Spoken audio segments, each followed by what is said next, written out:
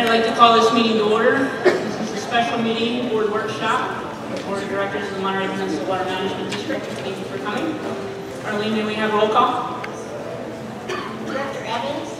Here. Director Edwards? Here. Director Riley? Here. Director Byrd? Here. Director Hoffman? Here. Director Adams? Here. And Director Pond? Here. All present. Thank you. If you'll stand and join me in the Pledge of Allegiance.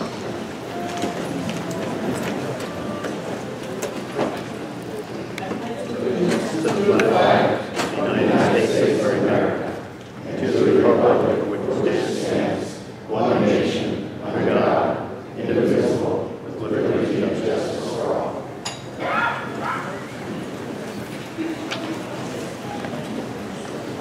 Thank you all for coming tonight. I have a few housekeeping items I'd like to go over. There are some restrooms that I know of anyway on the far side of the room outside. And I would like to let everyone know that there are assisted listening devices available in the back of the room. We also have headsets for Spanish language translation, also in the back of the room. We do have translators at the table to the right, Joseph Harvin and Lupita Jaime. Tenemos traducción al español, Joseph Harvin y soy Lupita Jaime. Quien necesite ayuda en español, por favor tomen unos audífonos, los tenemos en una mesa a la entrada. Thank you. We're going to accept public comment tonight at the end after all the presentations have been given. There are speaker cards at the table at the front, also with staff on the side of the room. If you would like to speak at public comment, please fill out a speaker card. We'll be collecting them throughout the night, and then we'll be calling you up to speak once the presentations are through. But we will start out with oral communications. If anyone wishes to address the board on anything that is not on tonight's agenda, you have 2 minutes to do so. Please approach the microphone. Good evening, District. Jeff Downey, Vice President of Monterey Peninsula. And I'm here tonight to talk to you about something that I'm getting more and more concerned about as I learn more and more about it. Anyone who attended the Monterey One Water meeting last week, and anyone who's aware of the, well, before I say that, this board is on the record supporting the desal project, and so is Monterey One Water. And I think it's unfortunate that there's some effort that seems to be behind the scenes to convince the Coastal Commission otherwise. And that's evident in the Wellington report, which you all, I hope, have seen by now. It talks about the district's documents being manipulated and presented in an effort to, I think, in my opinion, convince them that we don't need desal. There's also public record of the general manager for Monterey One Water going to the Coastal Commission and speaking specifically about how we don't need desal anymore. Both these things without the board's approval.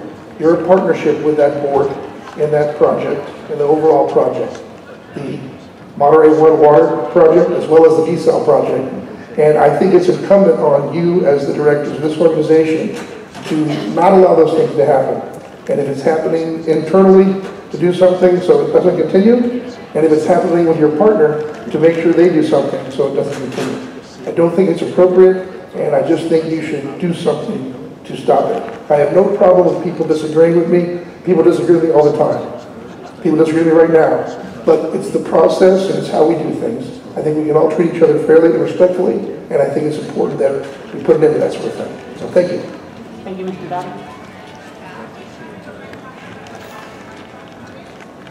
Michael Bear. I've now been working on Monterey local water issues for 6 years. Started November of 2013, Carmel Middle School, Measure O. That was my first introduction. And I've probably been to close to 100 meetings between Water District, cities, Coastal Commission, Public Utilities Commission. You know, I've gone to a lot of meetings. And one of the biggest arguments is we have the most expensive water in the country. And it's a hardship on the residents. And it divides our community, basically, between the business hospitality, tourism, real estate, chambers of commerce, and local people who get water bills that many people struggle to pay. And I just think I don't know what the word is, it's too bad, that never in any of those meetings, since we're divided, has the other side, the business commercial interests, ever expressed any acknowledgement of the hardship that residents face. Not once have I ever heard that. Thank you, Mr. Bear.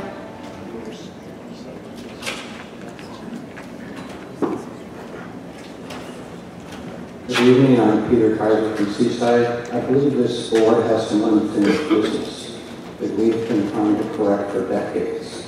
One of some of these are, we've been suggesting storage ponds at Fort Ord and other open areas to catch the rainwater before it runs down into the ocean. This has not been done, as I understand it.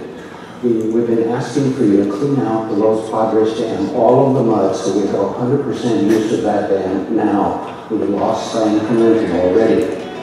And we don't want anyone charged for using less water, doing the conservation that's being asked for and being charged for that. Also, we don't want sewer water being treated and put down into the water table, calling it pure water, and then that's supposed to be our future drinking water. We never voted on this.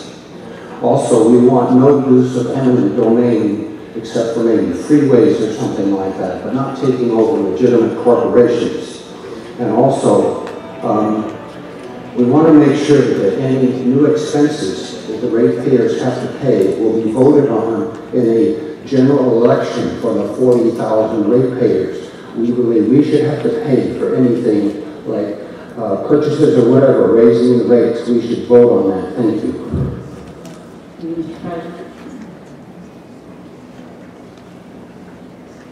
Melody Peninsula, Public Water now. I want to clear the record, especially for the press, the management of Monterey One Water did not say what Jeff Dowdy just accused him of saying. That was a mistake in the record, and it's been clarified. It wasn't Paul Trudeau who made any statement to that effect. I'm really sorry to see this whole thing with the simple, logical expansion of Pure Water Monterey becoming such a politicized issue. There's 2 members on the board of Monterey One that have started this and wanted to hide and delay the facts from the Coastal Commission, and now they're angry that the Coastal Commission got those facts on which to make an informed decision. So when you start talking about not playing fair, I don't know who you're talking about, but the Coastal Commission had many reasons to deny Canada's project, which now can't be voted on because the CPUC weighed in and once back in the game after they had said no the first time. They're looking for a way to say no the second time. It's just getting a little ridiculous, and all of us wish, many of us wish, Canada would just pack up and go home.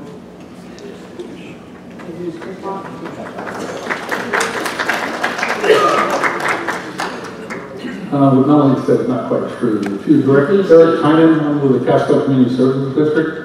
We serve the severely disadvantaged community of Castro. The 2 individuals she's talking about were trying to represent North County. They're a little stronger than what she's advocating to. So a lot of what was coming out in the reports, especially the Coastal Commission, was not true. They never spoke of Castro. This Pure Water Monterey and the expanded one did nothing for the Slings Valley, which is where the water is coming from. The vast majority of the water comes from a critically overdrafted basin. And right next to the marina, they just put in the equivalent of 7 Castro wells right on the deep aquifer, where marina gets about 70% of its water, and Castro is now going onto that aquifer. So yeah, we have a lot of vested interest in looking out for what we're going to do, because the 180's been ruined, the 400's been ruined, and people don't want to have a new water source. Well, that's great, but that doesn't do anything for us, because when the deep well goes south, it's screwed.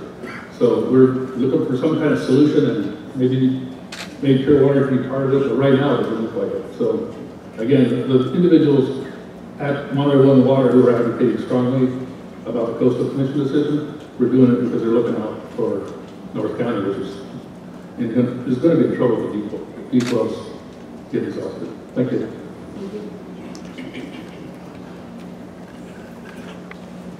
John Rigi, founder of Coalition of Peninsula Businesses. I've been involved with this for the last 10 years as a volunteer.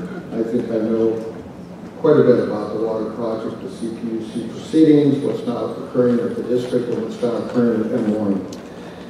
The comments made earlier by Melody are incorrect. I'm looking at a correspondence from the Coastal Commission, the ex parte meeting that did take place with the Lieutenant Governor, Mr. Mittens, and Mr. Sosetto of Pure Water Monterey, where they are up there at the Coastal Commission staff and commissioners stating that the Pure Water Monterey expansion is in fact a project. I didn't know projects became projects with a draft EIR, the draft report. That I believe does not quite jive with what's how everything has taken place over the years. And the resolution by the M1 board, the two last meetings I was at, was very clear. It is not there as an alternative project or replacement. It is strictly there for backup.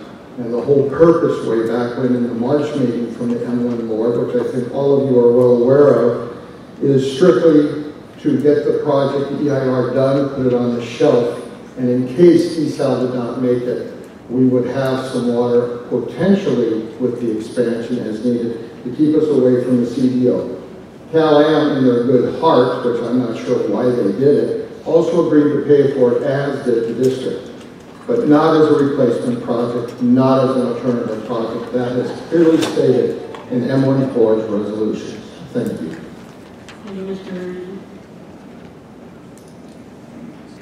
Good evening. My name is Paul Bruno. I'm a resident of Monterey. I serve on your Ordinance 152 Oversight Committee, and I also serve as the chair of the Seaside Groundwater Basin and Water Master.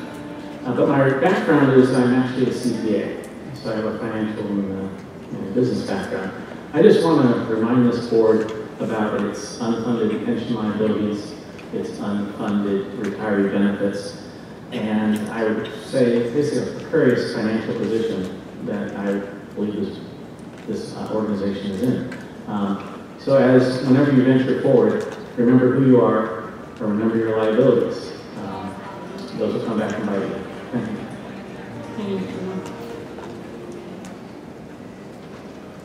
Good evening, board. My name is Carlos Ramos.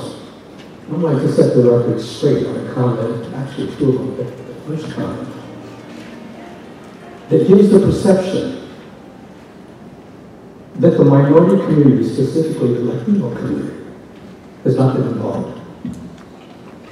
There was a coalition by the Latino Water Use Coalition, the Latino Seaside Merchants, and Comunidad Unidad, which are parents, specifically at MPWMD, Latino parents that understood and still understand what is happening with the water issue. Did everybody participate in trying to diminish water use? Yes. But are they in support of moving forward? They did so many years when we had an opportunity with that dam. But that was shut down twice. And this is for people that had barely gotten here, 5, 6, 7 years. Try 15 years, right here.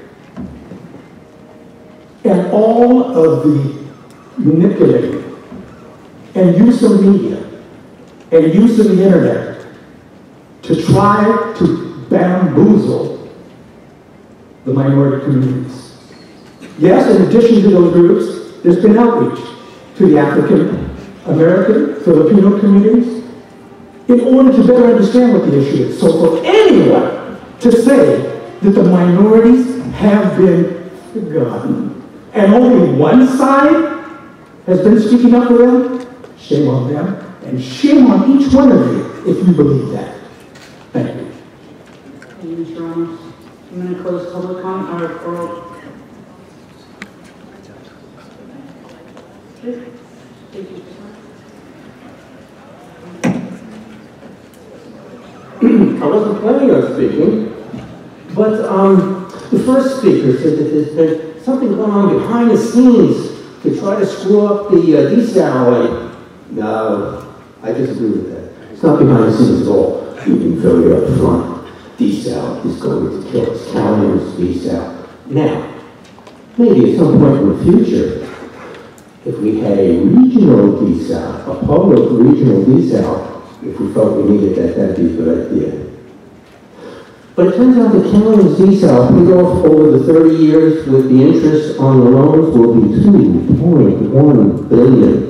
That's what it be, dollars. That's a lot of dough. Whereas the expansion of Monterey One's pure water system would be only about $200 million over 30 years, 1/6. You've got to be crazy to go with Calian's desal. Also, interesting what's happening, the Public Utility Commission went to the Coastal Commission staff after the Coastal Commission staff advised their commissioners to throw Calian's desal into the dumper. And PUC said, "Whoa, wait a minute, we found that there are technical questions." There had no technical questions when Calian had no water rights. They had no questions when the Stanford study showed that Calian would be taking fresh water. You know, all of a sudden there's technical questions. Actually, and so the CCC is not going to make a decision on Thursday. The whole point of this delay is to explain to the staffers on the CCC that they'll get fired if they don't change their report and advise the commissioners to go with the desal. Thank you. Thank you, Mr. Kern. I'm going to close oral communications, but before I do so, I do have one speaker card that is specifically for oral communications. Brian Clark. Mine was for after. Oh, it is after? presentation. Okay. Then we'll Thank save you. that for next. Okay, I will close oral communications and turn it over to the General Manager Batesville.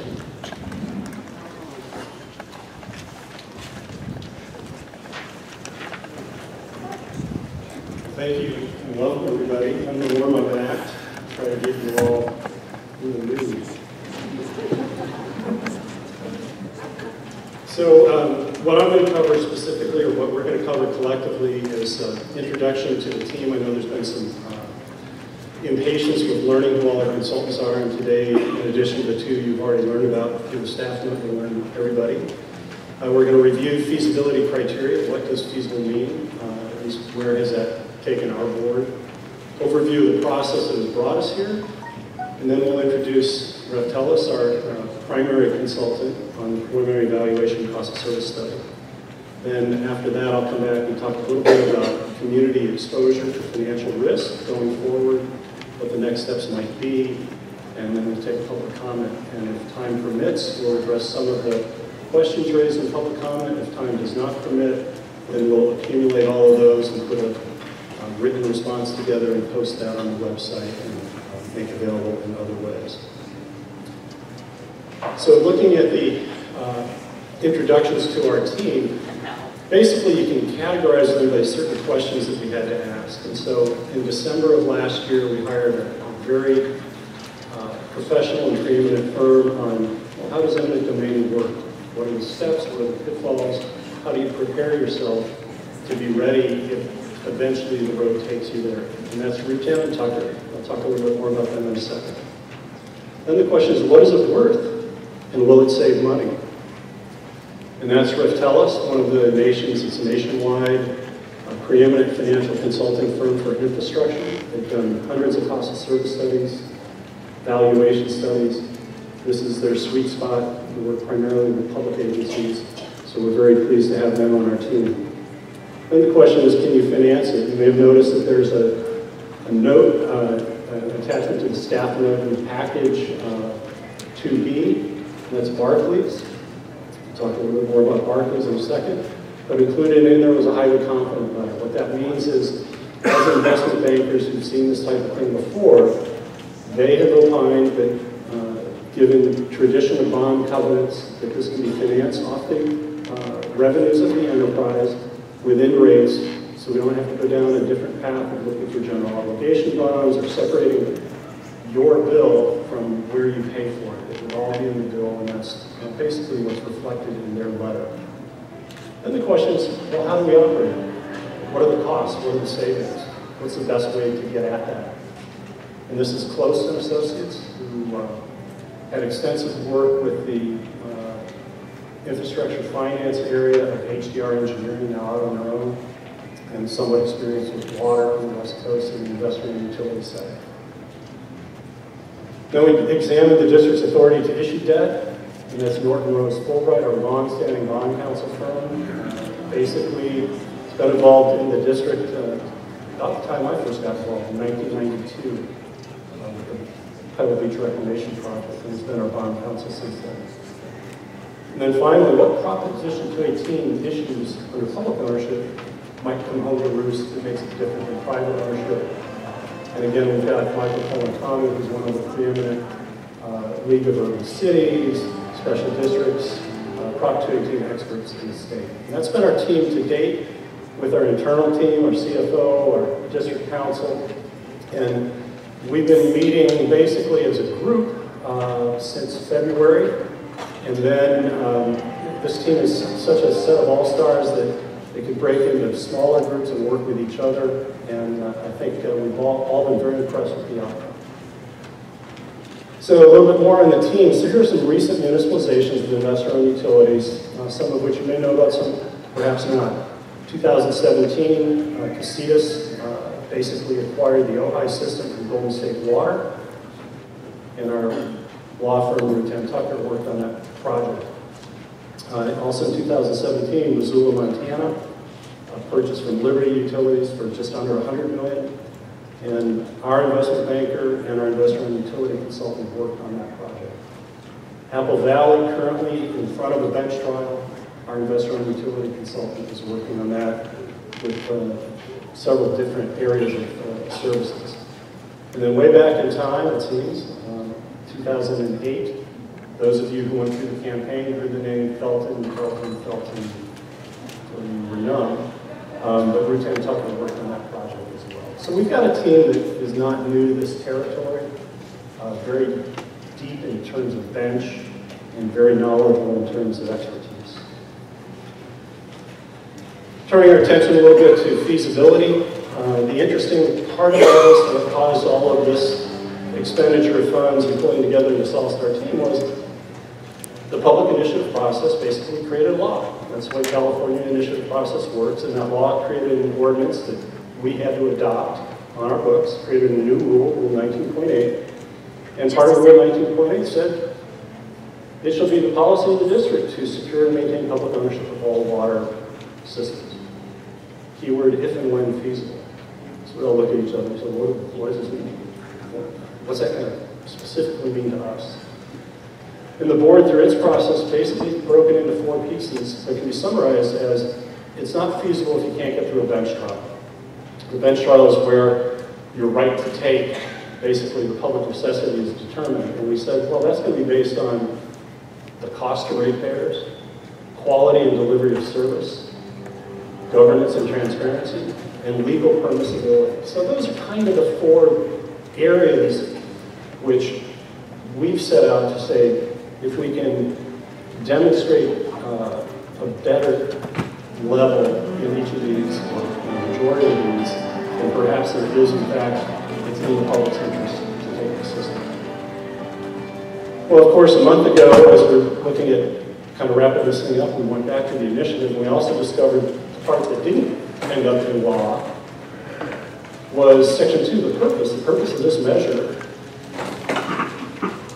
is to look at these things to the extent financially feasible. So the framers of the initiative did have financial feasibility in mind. I think our board, rightfully so, has said, well, let's look at operations, let's look at governance, let's look at legal permissibility. But it really was intended to be a financial exercise. So going back over a chart that you've seen for any of you who went to the listening sessions all the way back in January, this is basically the process in a nutshell. You come in and you look at it and you say, what is that system worth? What's its value? Okay, if I have to buy it, convert it to a mortgage, and now see if I can afford the mortgage. And the way you do that is you look at the overall cost of service of operating the system, you take some things out, you put some things in, the new mortgage, some changes in operations and so forth. And if you have savings, financially it is feasible. And John's going to really go through this whole process for us. Recent statements about the study, though, said things like, even at their estimate, meaning us, or HIB, the cost would equate to tens of thousands in expense per household with interest. That was in last Thursday's Herald. And then water bills will greatly increase for customers. It was on KSBW last Thursday. That's nonsense, and that's not the way it works. You may remember this mailer that ended up in recycle bins. The rule of thumb is, if it costs more, it is not feasible. So the whole starting point for this exercise is, there's not an increase to ratepayers to pay the massive debt. There's not additions that are put on your shoulders as a burden. If it doesn't pencil out as a reduction in overall cost, then it is not feasible. And let me just demonstrate a little bit to what is meant by that. This is graphical. Don't try to pull numbers off these pages. John's work is the one to pull numbers from.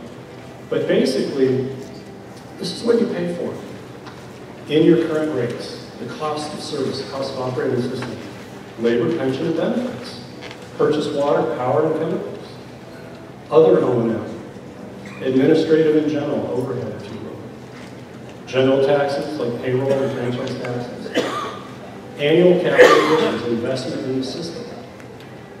There's the state revolving fund desal debt, so the desal project, if it goes forward, hopefully it'll have a piece of public debt in it. There's what's called county and general office allocation. This is for services provided to the local system from the statewide company. There's the service company, which is the parent company in New Jersey, providing services, not just from New Jersey, but billing and lockbox clearing and so forth on collections nationwide, customer service calls. There are acquisition premiums, so when the company goes out and acquires another water system, that premium for acquisition is rolled into your rates statewide.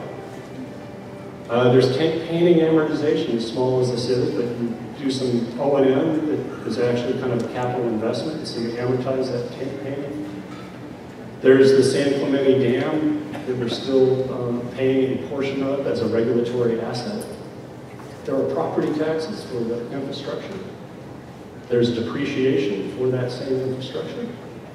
There's income taxes on the revenues received before releasing shareholder return. And then there's the return on rate base. It's all of those things that comprise your current cost of service under an investment utility model. If it were to be acquired publicly, there are things that you do not have to pay for under public ownership. The return on rate base comes, oh, so that's the total cost, as I said. So the return on rate base would come off under public ownership. Income taxes comes off. Depreciation comes off. Property taxes comes off. San Clemente Dam comes off. Some of these you may have to compensate upfront in the purchase price and the value, but they come off of your annual payment obligation. Tank payment, acquisition premiums. The service company, and general office allocation. So then you say, going back to that three-step chart, okay, well, where's my cost of acquisition? Where's my new mortgage? And basically, you add that back on top, and then you compare the two, and you say, was my total cost of service under the investment utility greater than, equal to, or less than the total cost of service under public ownership? And that's the cost of service analysis. And if it's not less than, dialing back to the basic principle, rule of thumb, then it's not financially feasible. So with that, I want to turn it over to John Mastraccio from Reftelis to kind of walk you through how we got to where we are with the report and the gas.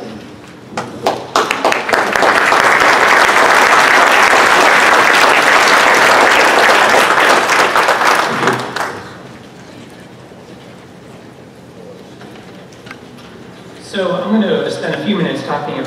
the two major components of our work, which was the valuation assessment and the cost of service analysis. Dave spent some time talking about the purpose and objectives. I'll go light on that piece and get right into the meat of the analysis. Essentially, what we, as David mentioned, what we were doing was to identify the financial or economic feasibility of public ownership of the Monterey water system. We completed a preliminary valuation assessment because that's a key input into the cost of service. And then we compared the cost of continued private ownership with the cost of the district taking over and owning and operating the system. Our process consisted of taking publicly available information, analyzing that information, preparing a forecast of continued ownership and operation by California American, completing the valuation assessment, and then factoring that valuation assessment into the financial forecast under district ownership. And then comparing the district ownership cost with the Caliam ownership cost and looking at what that might look like from a customer bill and ratepayer impact perspective. So let me start with the valuation assessment. I'm going to talk a little bit about how we do the valuation assessment and what the results are. So we use three methods of valuing the water system. These are industry accepted methods. They're approaches that are used for valuing water systems or valuing businesses or valuing assets that are public utility related assets. So there's the income approach, the market approach, and the cost approach.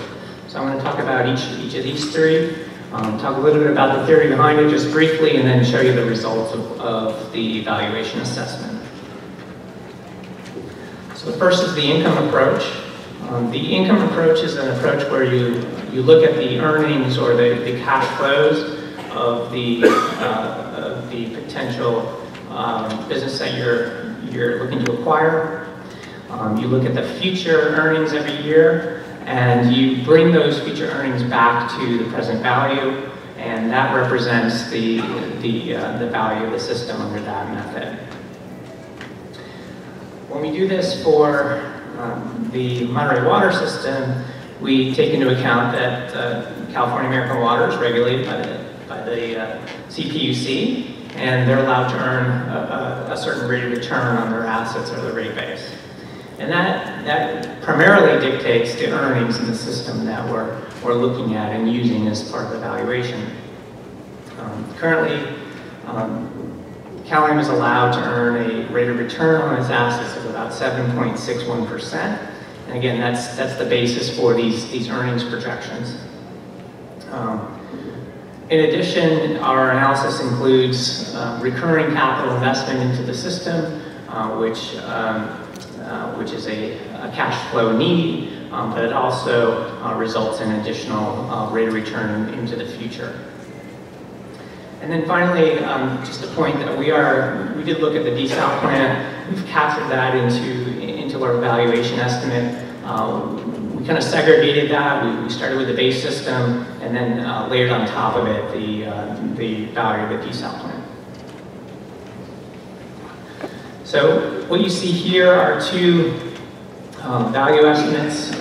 There are two different sub-methods within the income approach. One is looking at the future cash flows over a 20-year period, bringing them back to present value and factoring in a terminal value. And the second method is just a single period, what are the earnings, and you assume that those earnings are going to continue into the future. And so you get two different answers when you do those two different methods, but on average, this value comes in at around 238 million. And this is the value without the desal plant, which I'll add on in just a few minutes. The market approach. The market approach is where you look at comparable sales that have happened in the industry of like systems or like assets, and you equate that value to an equivalent for the Monterey water system.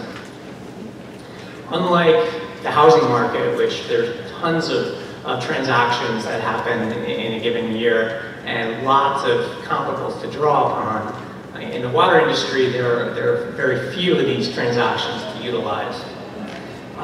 But for the ones that are available to take a look at, we correlate those purchase prices to some of the value drivers that cause the price to be higher or lower.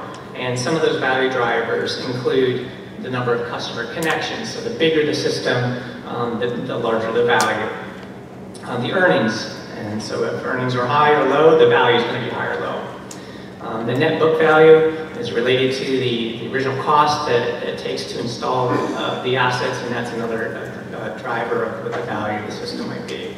And then rate base is a regulatory word. It basically means the ability of the water system to earn a rate of return on their unrecouped investment. And that rate base value is another driver for the value of the system under the market approach. So we looked at each one of these four drivers for other sales transactions that have occurred in the industry. This table is just a short example of some of the transactions that have happened in the past in California.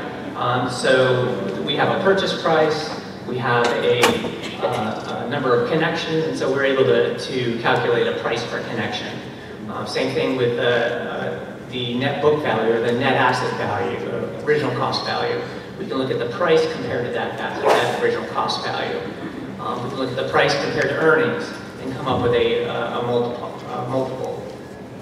And so what we found in doing this type of market approach is that there's a lot of variability in the price multiples that we gain from these recent transactions.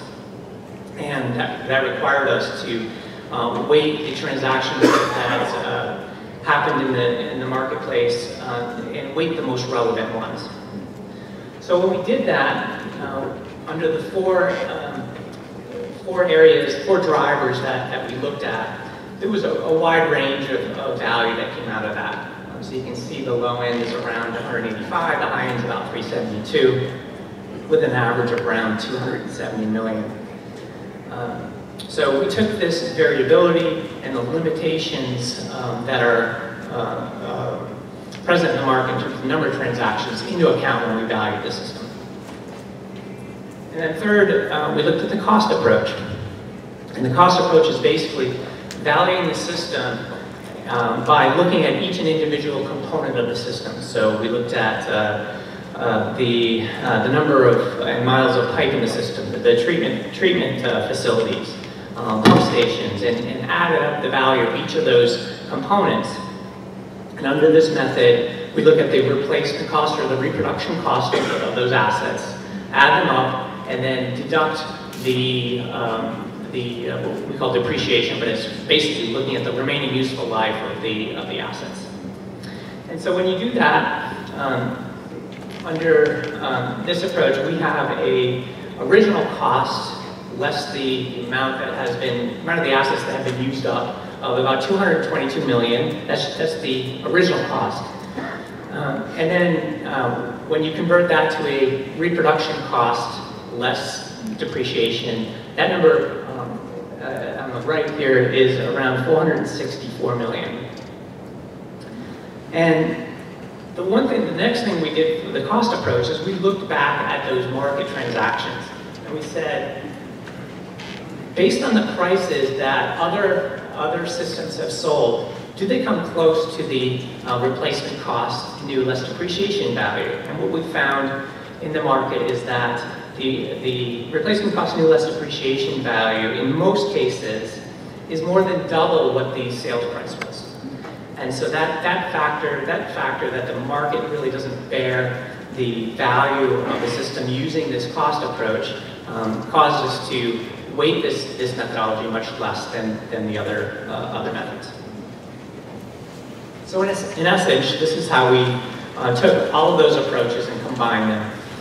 So we took the income approach, and those two methods that I mentioned, weighted that at 80% of the value. We took the sales comparisons approach, which, again, limited number of sales, a lot of variability in terms of what the prices are for the sales that we did have, weighted that much lower at of those four sub-methods, 5% each, or 20% total. And the cost approach, we gave no weighting to because of the market transactions don't bear any relationship to the RCNLD value. So combining all that, we come up with a base value of about $245 million. We then, based on that $245 million of base cost, we then look to what other asset value do we need to incorporate into the final valuation number. And so currently there's some construction work in progress. Those are ongoing projects that haven't been completed, but we want to reflect the value of those projects as well. So we have some about $2 million of construction work in progress. We also have a portion of the pipeline and pump station, which was not in the Monterey pipeline and pump station, which is not in the base valuation estimate. We have the desal plant, and we show $92.7 million added for the desal plant, knowing that the desal plant cost is around $313 million. There is some, as David mentioned, there's some public agency financing associated with that. So in addition to our valuation estimate, we've assumed that the district would take over that debt service. So we have about $180 million of additional debt obligations that we assume the district would take over in our, and I'll show you that in our cost of service analysis. So the additions total about $114 million, brings the value up to $359 million. And then we also add to that, there's some costs that CalAM has already incurred under their under regulatory approval. They have not been recouped. They haven't recouped those costs, but they're entitled to recoup those costs if they were to remain the owner and operator of the system. So there's the potential that the district would have to compensate for those items as well. And that totals about $155 million. So when you add all that together, we're at about $513 million for the system with those additional items added. So from there, we go into the cost of service evaluation, and just a real quick snapshot of our process there. Again, we're using information that's publicly available, prepared a projection of cash flow, revenue requirements, and what that means for ratepayers and customers of the system under continued CalAM ownership. We then, as David alluded, there's some additions and subtractions in terms of cost of service. Factor that in addition, layer the financing of the value of the system on top of that, and then look at the annual differences in revenue requirement under CalAM continued ownership versus district ownership. So that was our process. We actually looked at 3 different scenarios. First scenario is just status quo, continued CalAM ownership. Scenarios B and C are district ownership scenarios. One is with district staff operation and maintenance of the system, and then scenario C is with a contract operator. And there's some cost differences associated with that. The analysis is based on a number of estimates, and one of the key estimates is when you take that $513 million of purchase price estimate and the district finances that, what does that translate into an annual revenue requirement? And so based on information provided by Barclays, one of our teaming partners, we are using a 4% interest rate and a term of 30 years. It would be that purchase price would be amortized over that 30-year life. In addition to that, there will be periodic reinvestment in the system, and we've assumed $14 million a year of rehab replacement of aging infrastructure. And then we have also assumed that there would be no district payment of property taxes or payment limit taxes. And then again, I mentioned earlier about the desal plant and the district taking on the public and state revolving loan fund debt that would go along with that facility, and that is also built into the cost of service evaluation numbers. So, wanted to revisit the reasons why there's cost of service differences when you look at CalAm ownership and you look at district ownership. And this is similar to the bar charts that David showed, but in a little different format. So the first difference in cost is what I refer to on this chart as cost of money or amortization differences. So it's essentially taking that $514 million, which CalAm will get recovery from, and they will also earn a rate of return on the majority of that at about 7.6% interest rate. Capture that in a purchase price, and then the district refinances that at a lower interest rate of 4%. And that produces about $12 to $13 million of annual savings. So that's one of the big savings that's included in the cost of service analysis.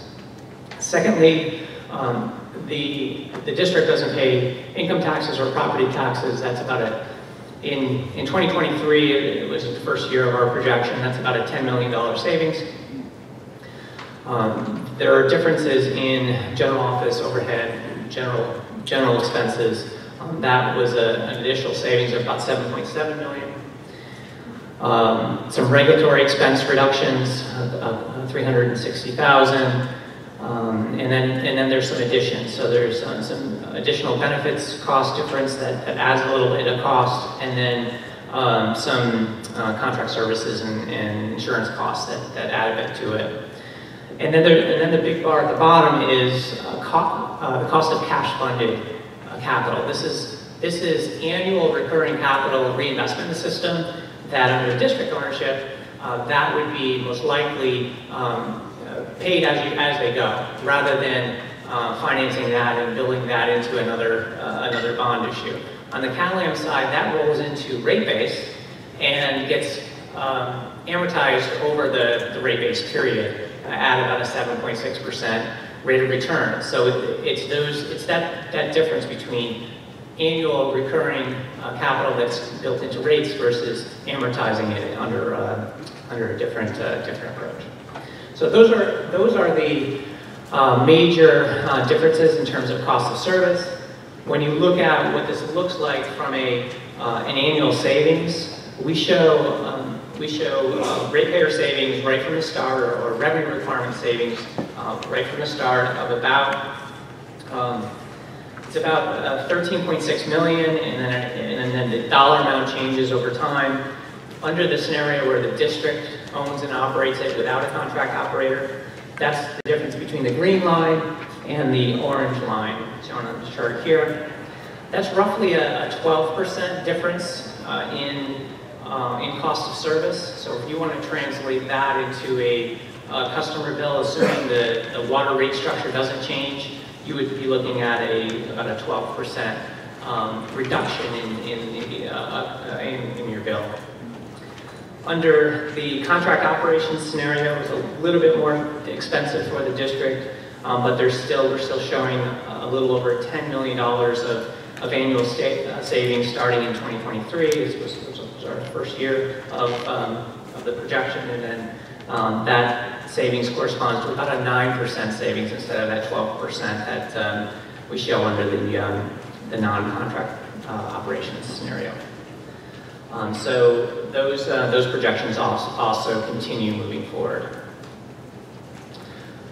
So based on that, quick summary of what's in the preliminary evaluation and cost of service report, our conclusions were that the acquisition of the system, it appears to be economically feasible. There's certainly more work to be done to move forward, but based on the information that was available up to this point, that was our conclusion.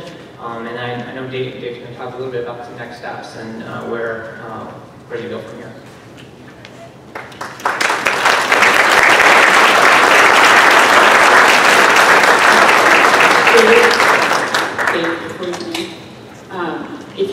If you have filled out a speaker comment card and you would like to, or your speaker card, you'd like to be a speaker and you still have your card, would you please pass it to the outsides of the rows where staff can come through and pick them up and get them to me? Right there.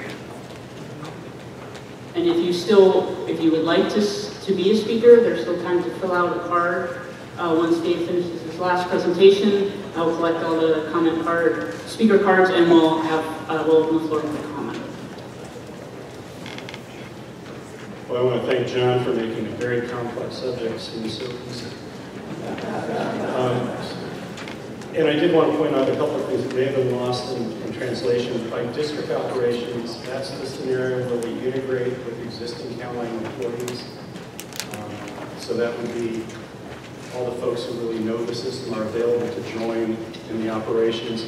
Contract operations means for whatever reason those employees are not available, and for the purposes of pumps and pipes and water quality and fleet management, certain functions would be shopped out to a third-party operator, and there are firms that do that and do it quite well. They can pay a little more, basically, in internal rate of return.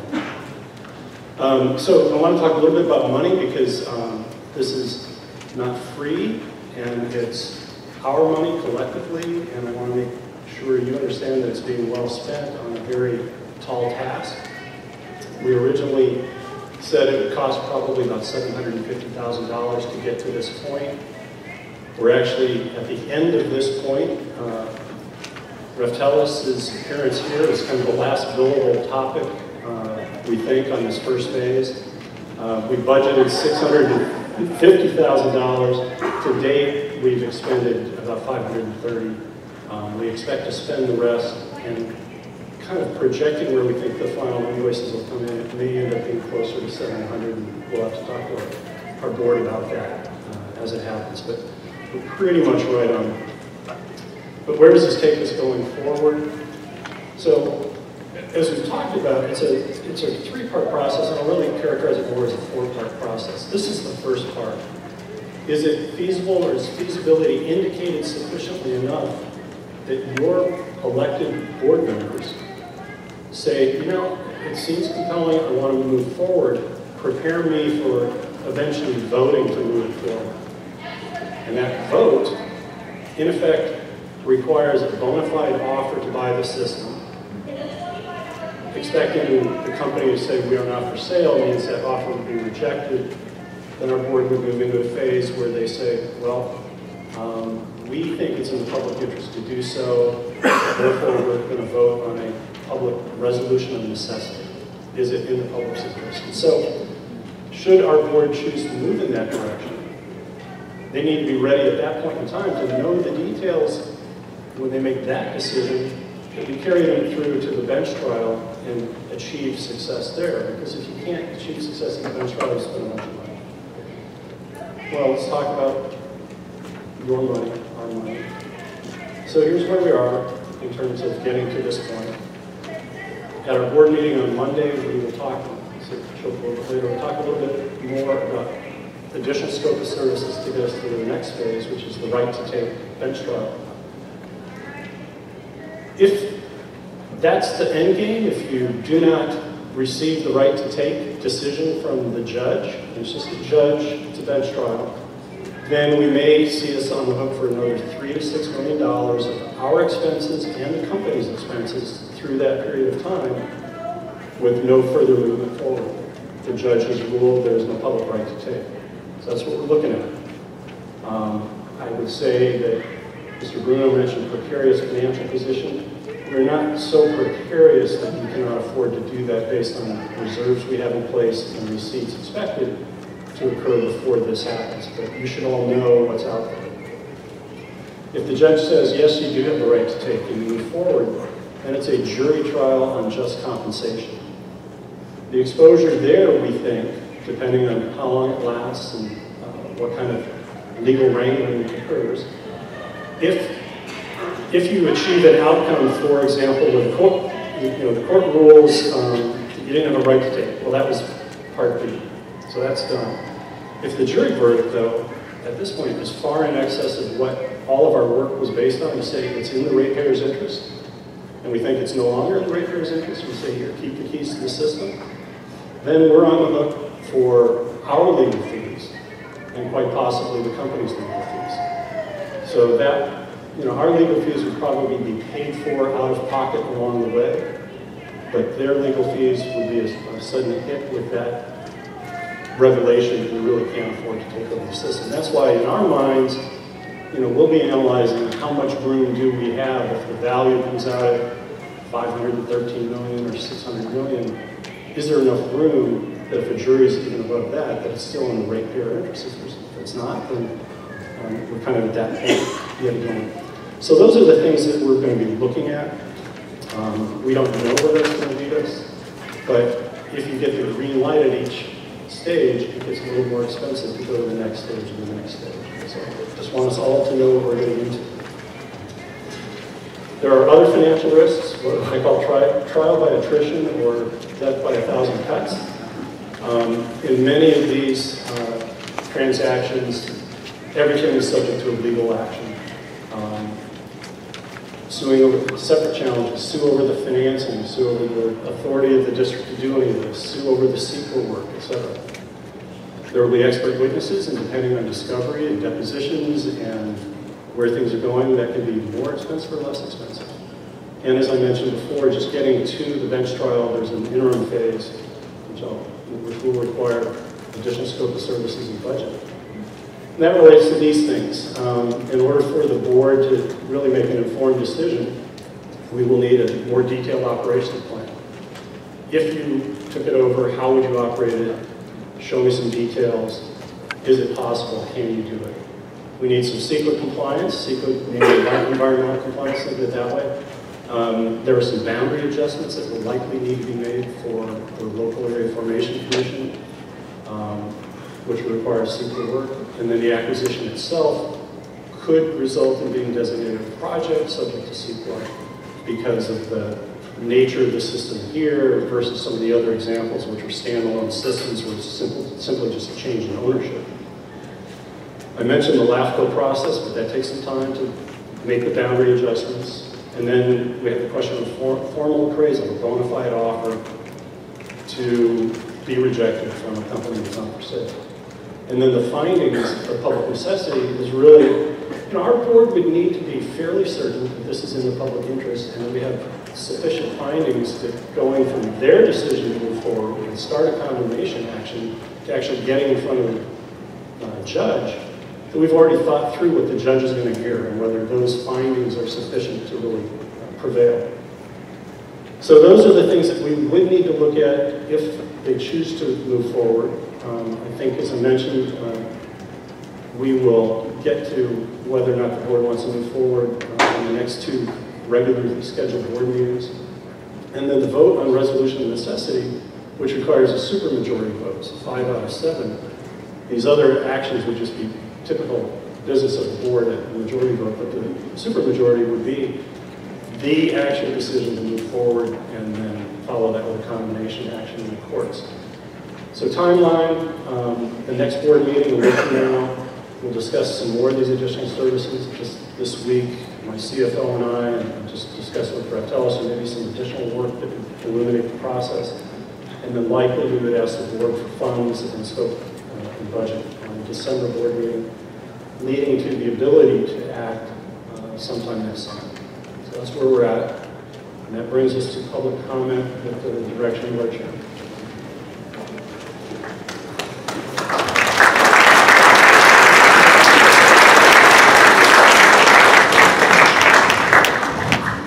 I will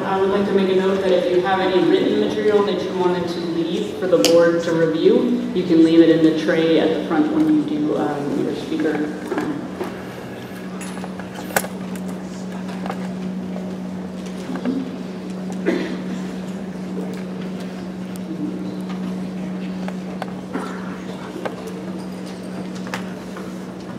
We're going to limit public speaking time to 2 minutes. I'm going to call the first 3 names, line up at the microphone in the center of the room, and then I will call the next person to join them at the back of the line. We'll start with Ron Weitzman, Alyssa Albert, and Michael Ibsen. Good evening, and thank you for the wonderful presentations by the consultant, by Dave Stoll. I'm Ron Weitzman, President of the Water Ratepayers Association in the Monterey Peninsula. We've been meeting weekly since September 2010, before the Callahan project even has begun. I'm not here to criticize anything. Together with George and other people who've been parties to the proceeding on Callahan's project, I've written dozens of briefs, dozens of commentaries, attended dozens of meetings. In addition to our weekly Water Plus meetings, we also call ourselves Water Plus. So I wanted to give a little bit of background before I give an evaluation, provide some substance to the evaluation.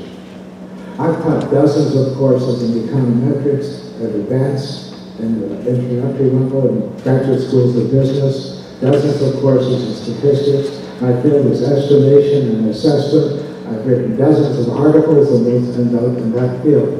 And I want to say the one thing, when I read the report on the evaluation of demand, estimation of demand, that David Stoll wrote, I was really impressed.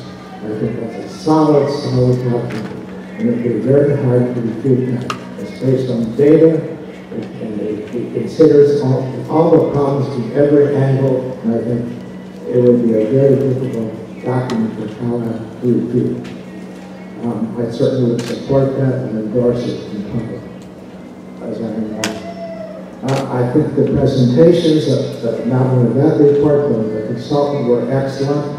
Difficult topic, it's complex. I thought he presented it about as well as possibly could be done.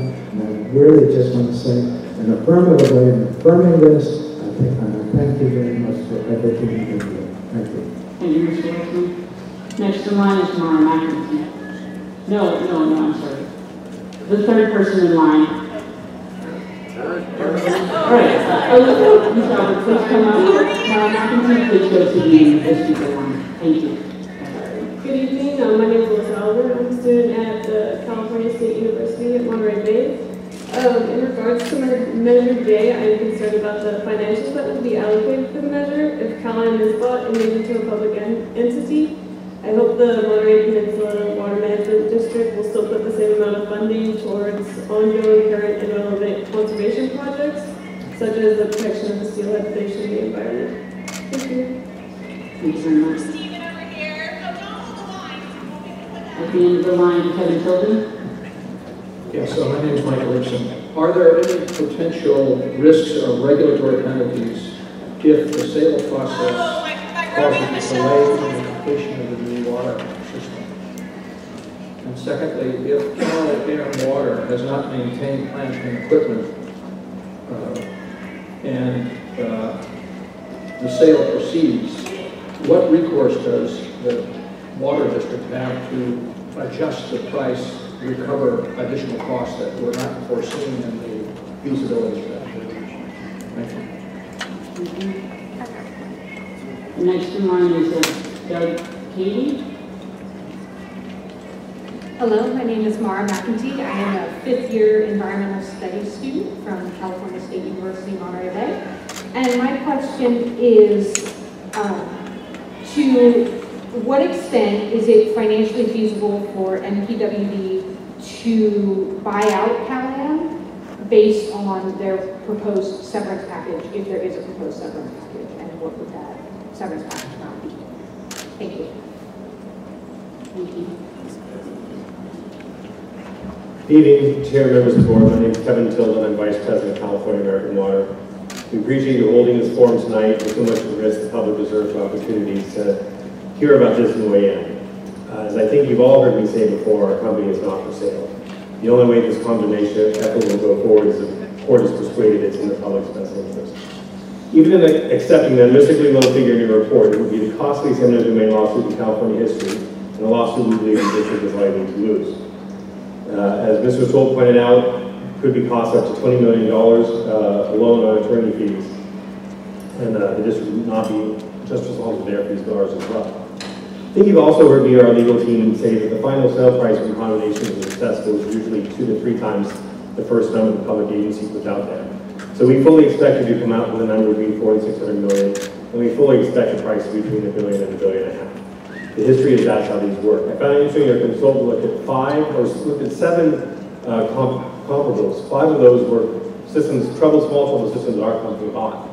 When you're doing comps, a price that a willing seller and a willing buyer agree to pay each other is totally different than a price a court award and a jury awards a seller when their property is being condemned.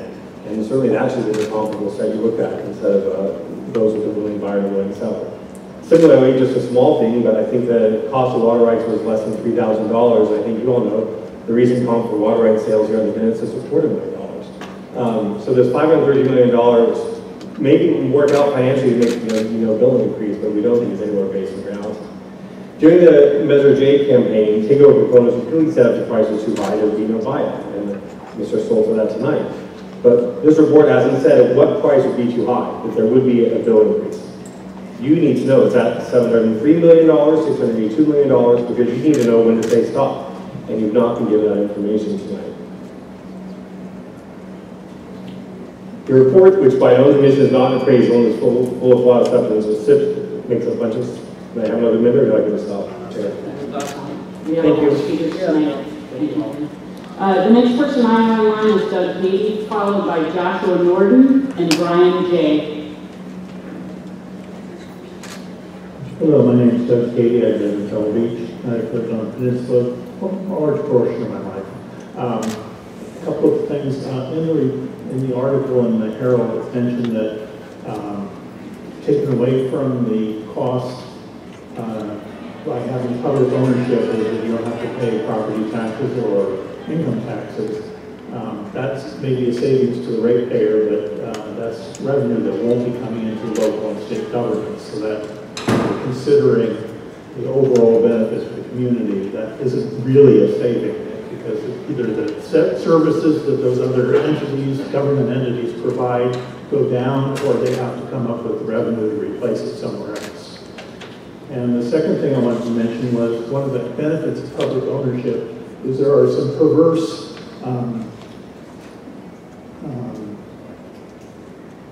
things that happen in private ownership. For example, when the PUC sets the rate of return, if a private company like Cal-Am can move costs to operation and maintenance, they get to deduct it the year that those costs occur.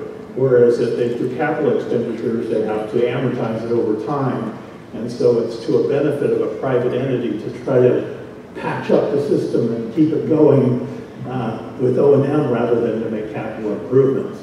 So a public entity can look at more of a public benefit of, does it make sense to put the 412th patch on that mile of pipeline, or does it make sense to replace it? Whereas from Cal-Am's aspect, it will almost always make economic sense to put another patch on it. So thank you. I have as the next speaker Joshua Norton, followed by Brian J. and then Ryan Musa. But the only people in line are the people that I call. This is not open money. Good evening. My name is Joshua Norton. I'm a senior at CSUMB. And I just wanted to bring to the board's attention how this measure, how this will affect those who are not as financially established as most of the affluent majority of this area. Definitely as a member of that bracket, I do feel that this may offset the costs more and making it kind of more difficult for people younger people to maintain a lifestyle in this area.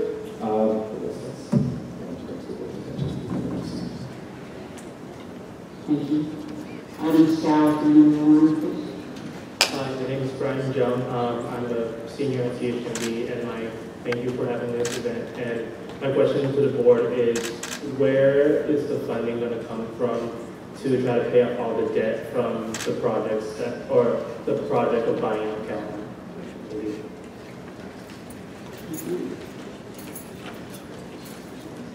Are you Ryan Lisa? No. Have I called your name yet? Please have a seat until I call your name. Thank you so much. The end of the line, Brianna, right? Over there. Hello, I'm Lisa from CSCMD. I'm a resident of Marina.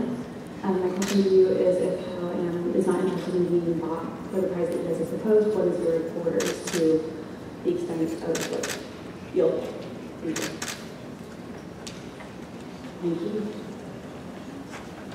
At the end of the line, Alexander Ruzia.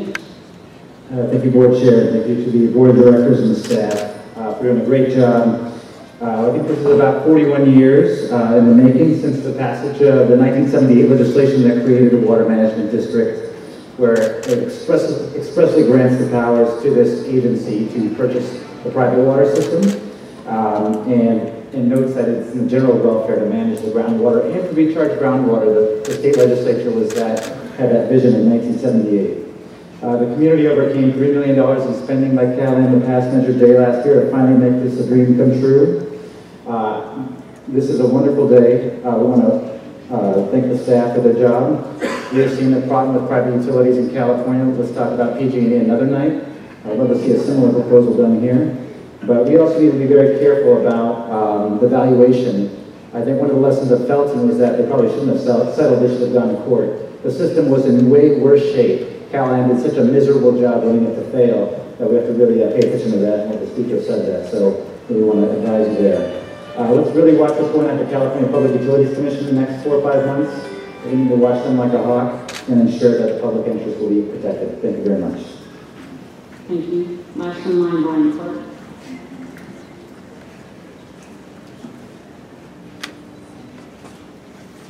Hello, my name is Brianna Ryan. I'm a student at CSU Monterey Bay. I'd like to thank you all for allowing me to come up here this evening. Rather than having a public comment, I'd like to ask a question. If the Monterey Peninsula Water Management District does purchase CalAm, will CalAm be rolling over their low income? Will CalAm's low income program be rolled over or adapted? Thank you. Last in line, John Phillips. Well, I'm a CSUMD environmental studies student, and I believe that I'm Alex Kazee, and I believe that the Monterey Peninsula Water Management District should have ownership of the Monterey water system over CalAm, because not only will there be lower corporate and administrative costs, but also lower taxes for residents and the elimination of great regulatory expenses. Thank you. Hi, I'm Brian Clark. Thank you for your time. So as we know, the first generation of CalAm and the desal plant was on track, and then it was derailed over conflict of interest over approving of contracts. And so 14,000 pages of EIRs later, it's recommended that it goes forward, i.e. the desal. So now we have the cat, the fox in the henhouse saying, well, we want to take over CalAm, but recent rulings in the state court said, well, in fact, no, you're not going to save money, so in fact you cannot take over, eminent domain does not apply, and the county, the eminent domain pursuer was in fact going to pay, I think, $16 back to the utility. So Monterey Peninsula Water Management District now presents a new report that says we do not need desal. We don't need desal because, in fact, Monterey Peninsula Monterey Management District wearing two hats. Are we going to be for desal, or are we going to be for our own eminent domain. So Monterey newspapers call Monterey Peninsula Water Management District the red-headed stepchild in round number 1, the first desal plan. So that didn't happen. So Marina Water Management District did 5 lawsuits, lost them all. Now we have the Coastal Commission is put on the vote, which is going up this week, off till March of next year about the desal plan, so it's put off another 6 months. So Monterey Peninsula Water Management District produced a report that says we do not need desal. So they want to run the company. Now they're saying that desal is not necessary. Then they said, in fact, we can run desal because we do this right now. Well, how do you run the desal plant? We'll just hire Cavalera employees. So there's an extreme conflict of interest. Extreme conflict of interest. Thank you, Mr. Clark. Thank you. Last in line, Member Delapia. Thank you, Madam Chair, board members. My name is John Tilley, co-chair of the Coalition of Peninsula Businesses. And I just want to reference the mission statement for the district, which is a sustainable water system. That is, from my view, the overarching goal we should have in these deliberations. And I would discourage you from supplanting that with the idea of public ownership. The idea of stripping away the water supply project that was agreed upon by the district and many other people over years of work, stripping away the desal plant to make it more affordable, in my view, doesn't follow the mission of the district. So please review your mission statement and thank you for your good work. Thank you, Mr. Tilley. Last in line, Robert Harney. Good evening, my name is Brian Lee. I have one question, and regarding the desal plant, looks like the budget shows $92 million put in there for the desal plant, and it will cost a lot more than that. So, did you do an analysis of what would happen if the desal plant goes through and yet finance the whole desal plant? The second question is, Dave did a very good job about showing some of the other pitfalls, some of the other costs that could happen. I would like to see some money put out those numbers as to what could happen if Cavalera delays, what happens if the suit doesn't go through. How much money are we talking about that would be on the foot for a failed attempt? Thank you. Thank you. Looking for Michael Delapia, followed by Robert Hardy, followed by Shannon Skidmore.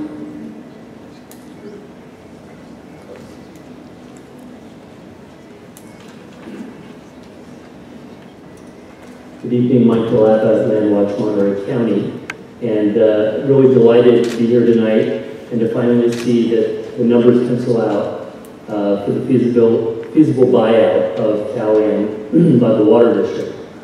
We often hear a lot of opinions from people without any numbers, so it's really refreshing to finally see some good numbers. Landwatch supports the public buyout because it's in the public interest. What makes that absolutely clear is that Calian continues to advocate for the most costly and the most risky alternative to water, that's desal, than to the less expensive and more socially just expansion of pure water at Monterey. Again, the numbers make this really clear. Desalinated water is going to be 3 to 5 times more expensive than the expansion of pure water Monterey. And under certain circumstances, it could be way more expensive. If you look back, it could be 5 to 10 times more expensive. But you do need to look beyond the numbers, and this relates to the question of public benefit and why municipalization of water supply in this case makes a lot of sense. Why is Calian pursuing desal? Because it's only by investing in and building extensive capital assets that their shareholders see their return on investment increase. That's really clear. Note that we're already going to have to pay $92 million for a paper desal plant that will likely never produce a drop of water and no one wants. Take that in, 20% of the purchase price is a paper desal plant. That is outrageous. Calian is pursuing that again because it's in their shareholders' best interest. So this really comes down to a very simple question. Who do you want to benefit from water investments? Public ratepayers or private shareholders? Voters have already made that clear, and I hope you'll respect the voters' decision. Thank you very much. Last in line, Melody Kristoff.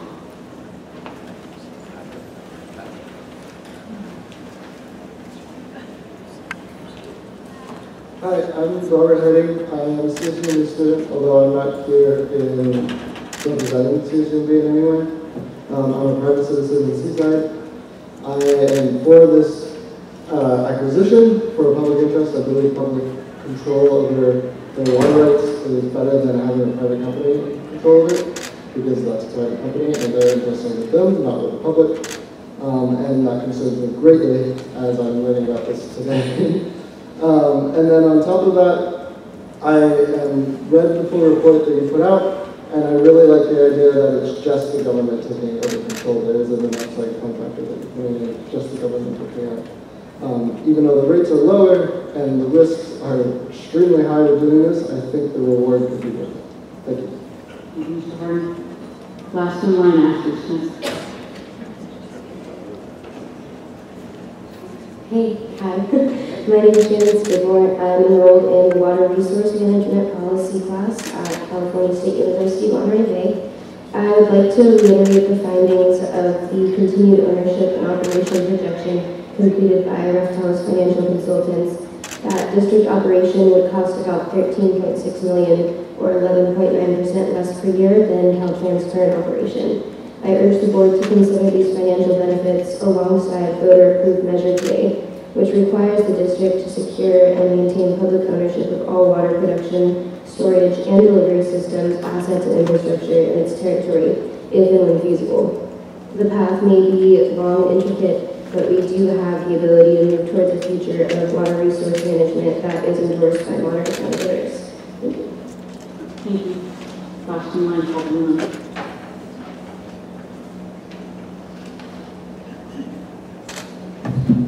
Melody Criswell, Public Water now. Thank you, MPWMD. Thank you so much.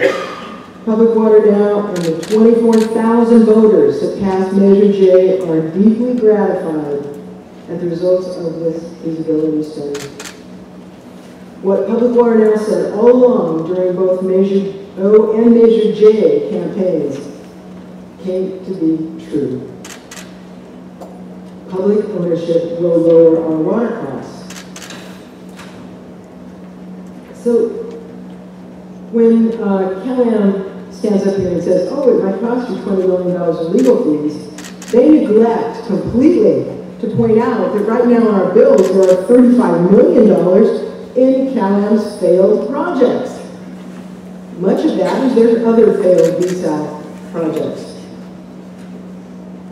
You can see why CalAm wants this desal plant. The profit on this desal over 30 years is $120 million. That's a lot of motivation for CalAm. You can also see why Public Water Now is fighting to get the facts out, comparing the desal plant with the Monterey, Pure Water Monterey expansion, which would only cost us $190 million. You could almost cover the whole cost of the project over 30 years with just CalAm's profit alone. CalAm's actual 30-year cost on this desal plant, $1.2 billion on your water bills. What community would choose $1.2 billion over $109 million when both projects will satisfy our water demand?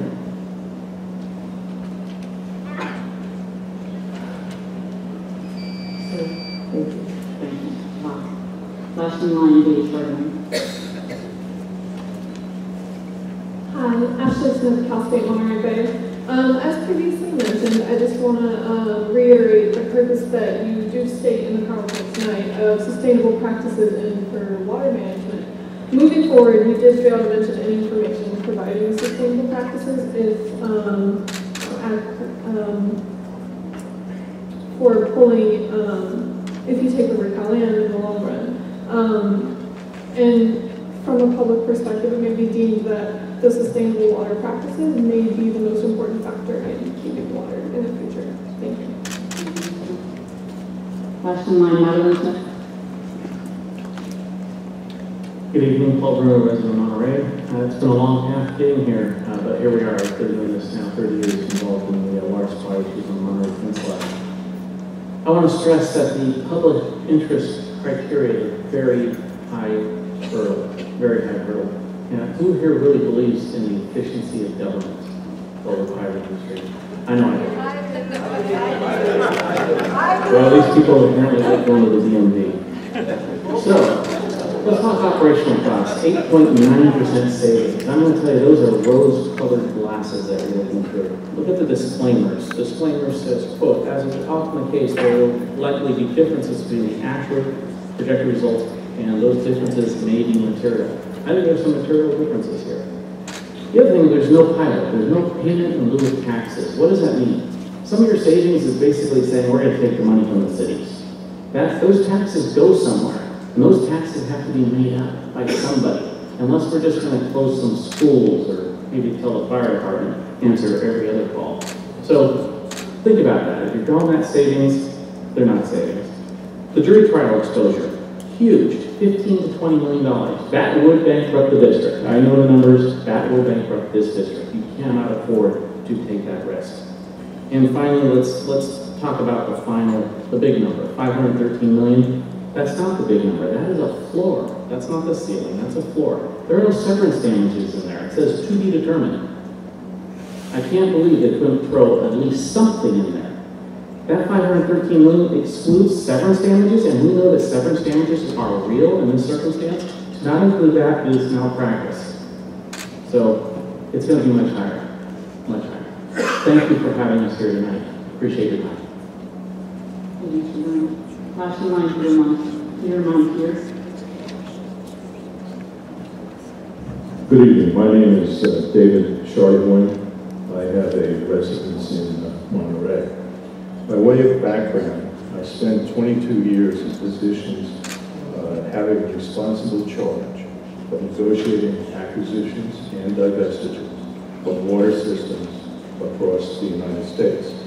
Included are 18 transactions, the purchase of 5 publicly owned systems, a purchase of 9 investor-owned systems, divestiture of 3 systems to public agencies, and 1 utility. So I've done a lot of research on this too in 22 years.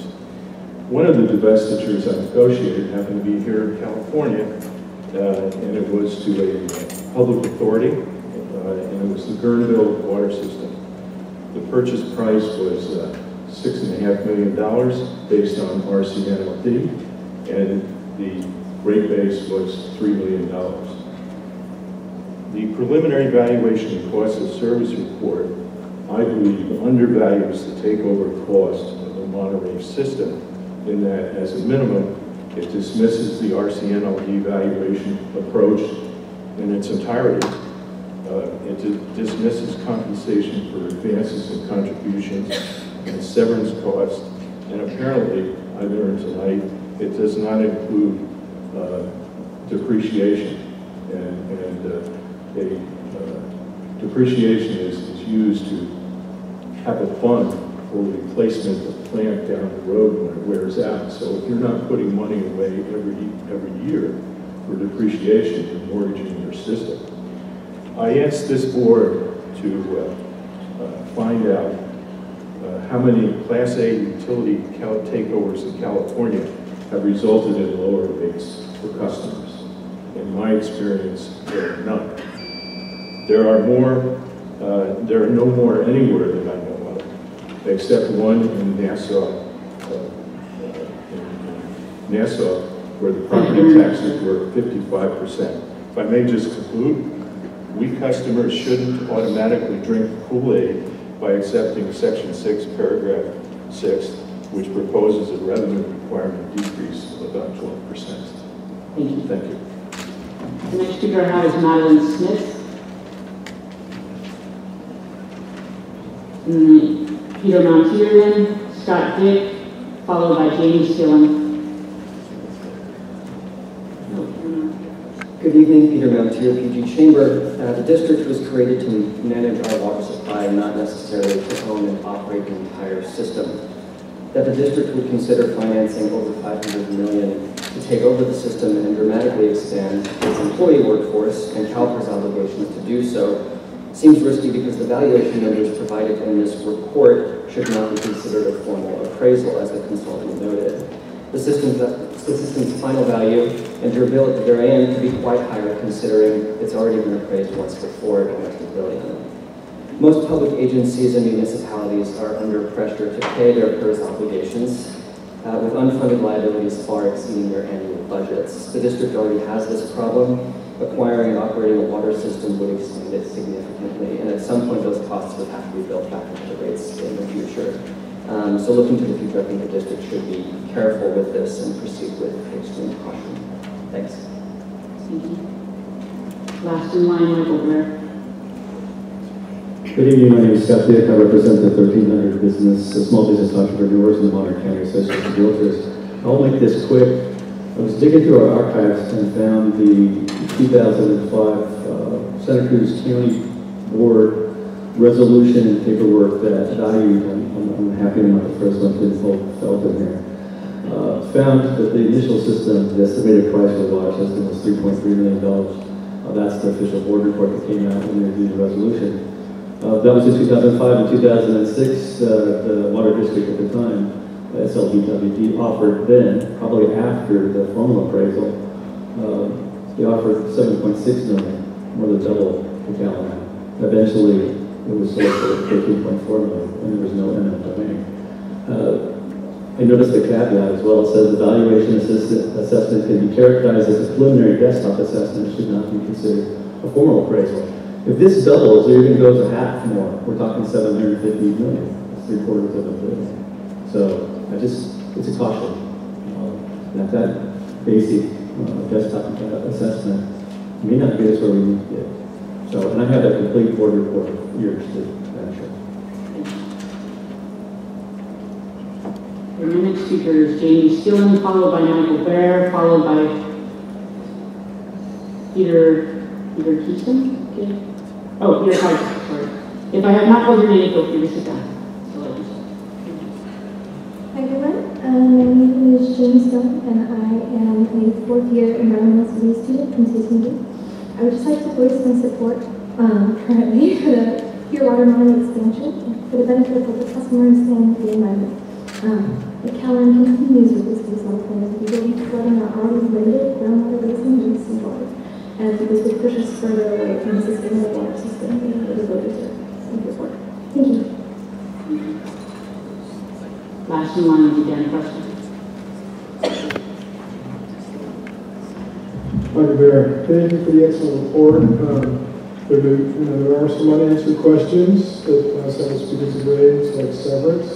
I'm interested to know what are the obstacles to getting to those numbers. And hopefully you have some time going forward to get really more focused on what those numbers are. I have an interesting question. So you mentioned roughly $25 million in legal costs between the two court cases. And I'm just curious, when Callahan has its legal fees, who pays for those? Doesn't that come out of the ratepayer? Aren't we already paying the legal fees on our bill? And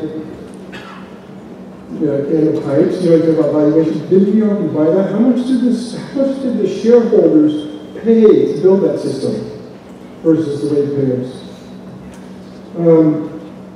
Another point, so in the weekly in Pine Cone this week, we're saying, oh, the appraisal's out, the paperwork's out, it's $513 million.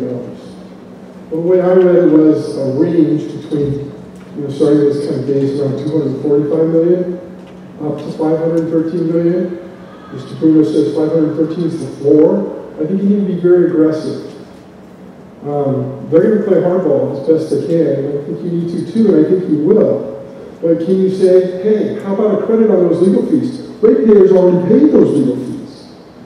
And, pushing back on the bias of the Pine Cone and the weekly, 513 isn't the evaluation. That is, I don't want to say worst case scenario, but that is with some questions about how much we have to pay for certain things. So I just really encourage you to be as aggressive as you can and do the promotion, the PR, to push back against misinformation. Thank you. Peter Kaiser, followed by Dan Presser, followed by Anna Thompson. I will call the next person to go to the end of the line at the conclusion of each speaker. Kaiser, thank you for being here tonight. Just some number crunching. If we think of it as $513 million for the base cost for the buyout, and then the interest maybe $615 million, and then $1.12 billion, divide that by 40,000 ratepayers, it's estimated about $28,000 per ratepayer household. Now, I wish when you show the slides again, you should give those kind of numbers. In other words, does each ratepayer want to pay $28,000 to buy a private corporation, maybe even force through eminent domain? And by the way, I think Measure J was flawed. There should have been two parts.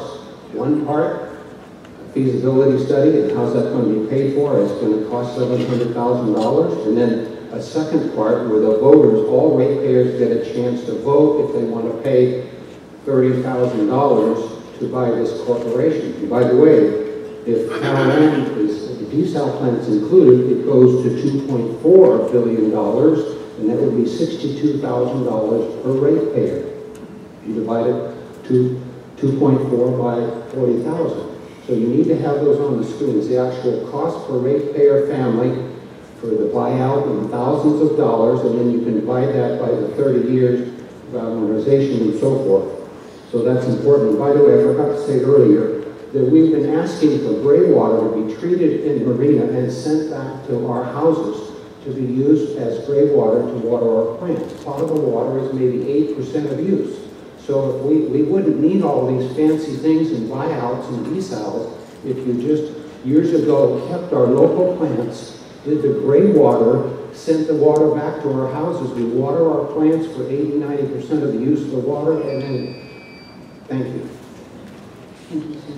Last in line, Monica Kim.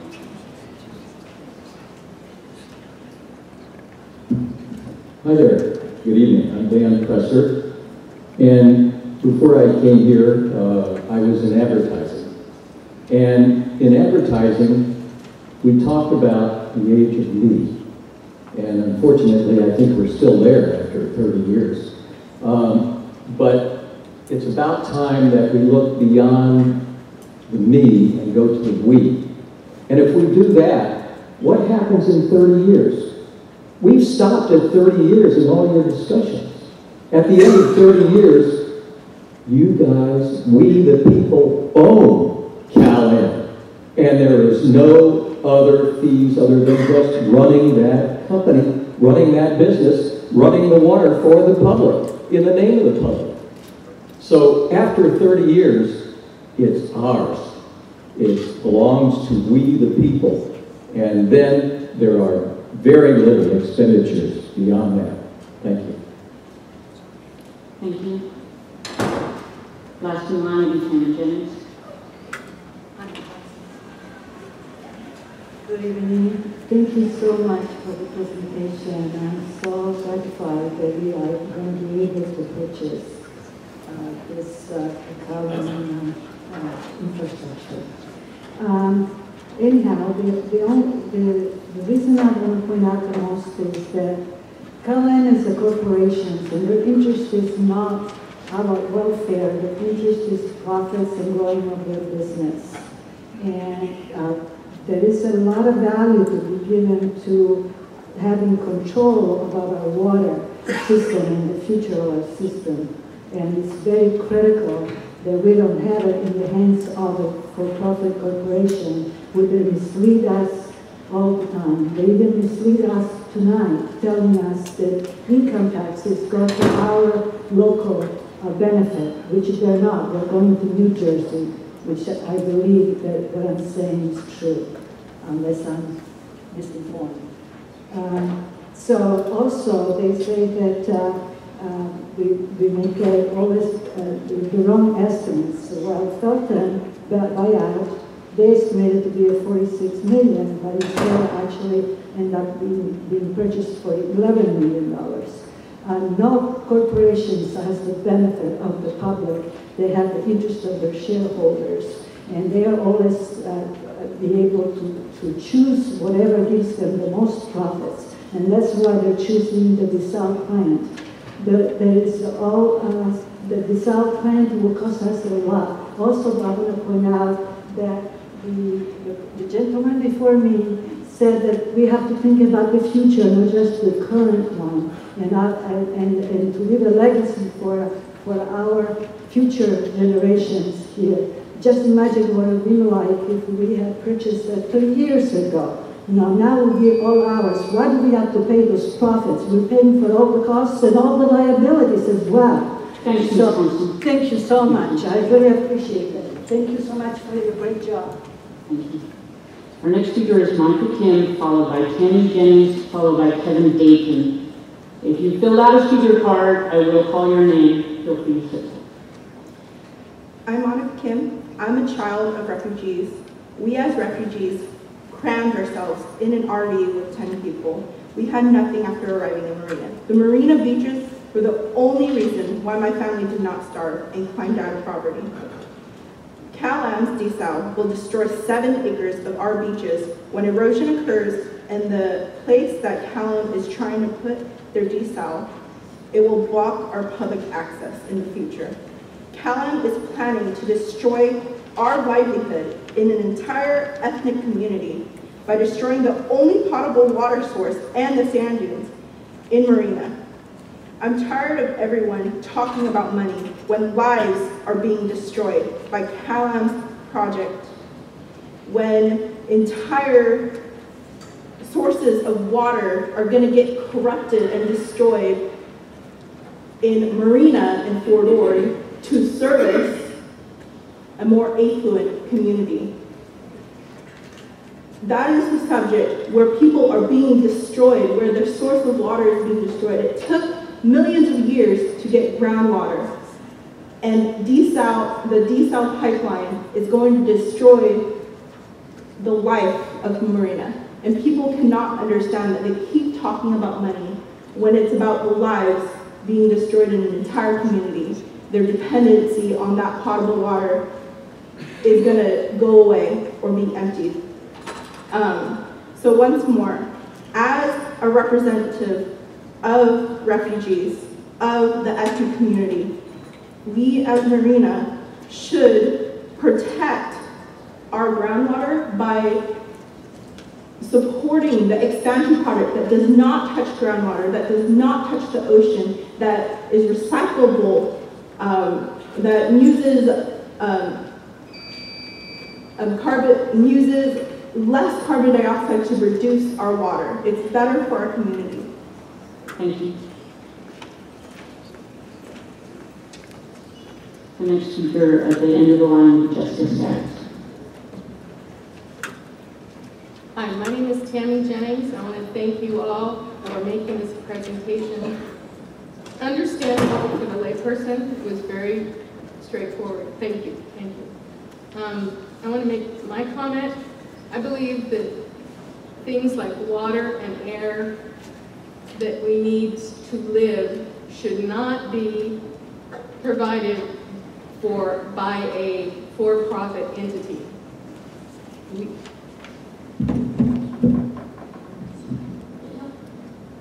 Is it on? Sorry. Anyway, for-profit entities. CalAm's rate of return of 7.61% that the CPUC has approved time and time again is not fair.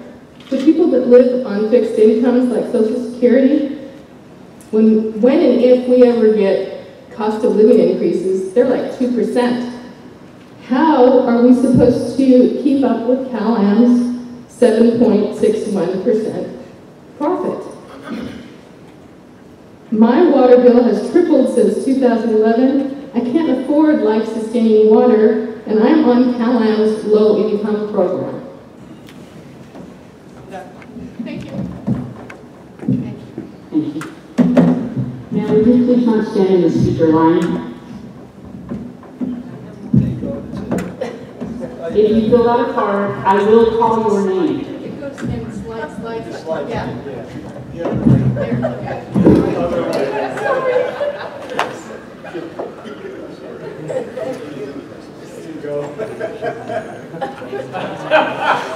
So easy. There we go.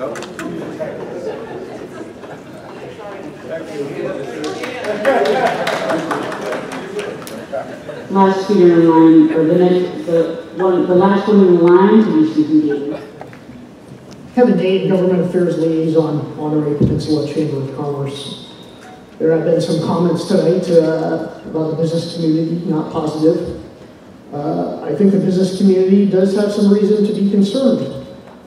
One thing is, if it's inevitable, you had last year, basically, our electric supply was taken over by the government for the most part. There is still a choice to use PG&E, but as you probably know, almost everyone now within the Monterey Peninsula has Monterey Bay Community Power as our electric provider. And what I say about this is the success of a publicly owned utility depends on the quality of the people who are governing it. There are some people who are going to govern a public utility, saying we want to provide the best rates for the ratepayers and provide a reliable service. And there are others who say we can use the power of public utilities to change the world in our community. And there's no question in my mind that there are some people who are looking at this as the opportunity to continue population contraction on the Monterey Peninsula, hinder economic growth, try to get some of those tourists and visitors away, close the military bases, and it's out there. Yes, this is a real agenda for some, and they have a quality of life issue. And as the business community looks at this takeover attempt, they're going to say, what does this mean for business in the long run? Am I going to be able to expand and hire people? Or is this an effort to try to keep things as they are for somebody's idea of what the future vision should be for the Monterey Peninsula? And we're going to know there are many, I don't think there are many business people tonight checking this out, small business people saying, what's going on with this? And a lot of those people are very enthusiastic about government control of water supply. But how will this affect the economy in the future? What will the military say when they're looking at closing the bases when they have their BRAC and they say, well, it looks like the water is very controversial here. What's going to happen? Who are these people who are going to be running it? Be careful. Third in line will be George Paul. Hi, my name is Jessica Stagg. I'm a student at USUMB. I was just mostly curious that if the Monterey Water District was to acquire this from Cal-Am, if they would be adopting the May efforts by Cal-Am in terms of conservation projects. Also, if you guys don't plan on going forward with desal as one of your projects, what you would be doing in terms of the sustainable water practices and the diminishing water supply within the area. Thank you. Third in line will be Eleanor Martinez. I'm looking for Susie Gabry.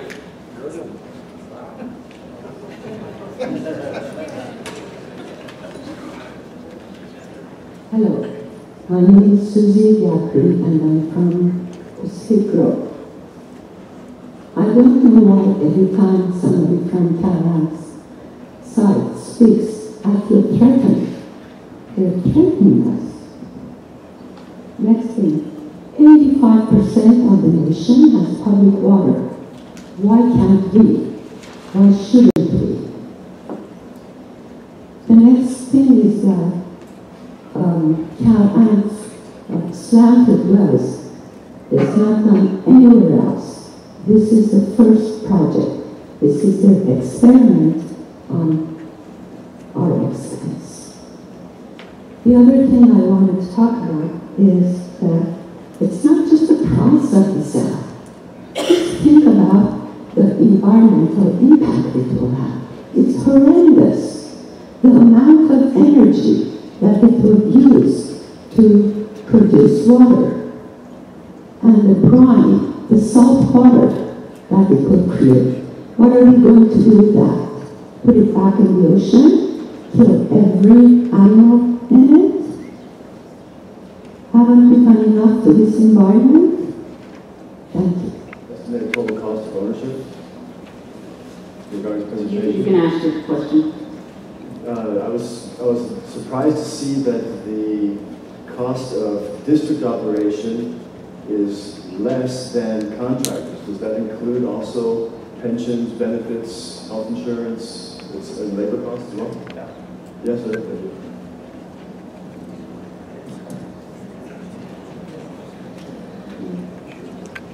Third in line will be Phil Lowen. My name is Eleanor Markarian. I'm a student at California State University, Monterey. I'm concerned. We can't hear you. I'm concerned about the environmental impact of the desal plant. I urge the board to place the environmental impact report at a higher priority when considering the future management of the desal plant. Thank you.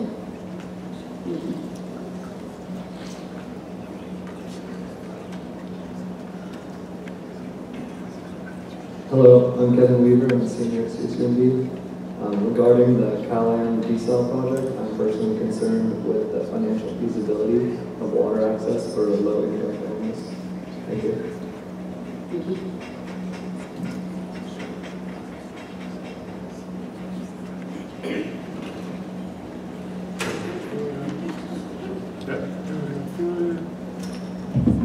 Hi there, Phil Wellman, Public Water Now. The numbers that have been discussed here tonight can certainly be debated, and they should be debated. But one thing that can't be debated is the skyrocketing rates that the people in this community have had to pay over the last 20 years. That can't be. And what we did a year ago when we discovered just exactly how bad it was in this community, as we pushed through working with Public Water Now, we were able to get a measure on the ballot and to inform the public in this area just exactly how bad things were, to wake them up collectively to just how bad the situation was in this community. And that got us to a 12-point win over a $3 million campaign that Callahan mounted. Now here we are today with some really bright folks and an incredibly competent human being that's rode roughshod over this process. And I couldn't be prouder to be a member of this community and see what's going on around here. It's really fantastic to see. But we've got a road ahead of us, not going to be easy. The road behind us was not easy, but great things take work. And I know we can get there. Thank you. I'd like to thank everyone for coming out tonight and for taking the time to provide us your insight on this report. I'd like to thank our consultant for coming down and doing the actual presentation.